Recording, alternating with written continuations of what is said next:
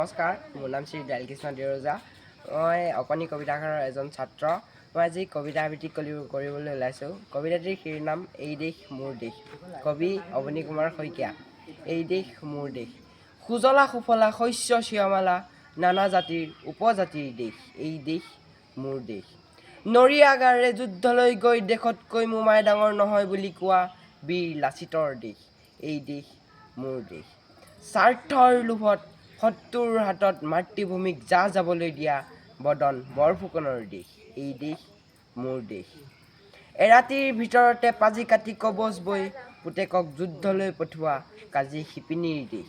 এই দেশ মোৰ দেশ।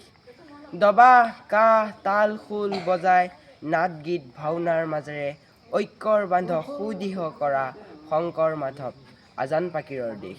এই দেশ মোৰ দেশ। জননীৰ বাবে বুকুৰ তেজ দি শ্বহীদৰ বেশ পিন্ধি লোৱা শত সহস্ৰ ডেকা গাভৰুৰ দেশ। এই দেশ মোৰ দেশ।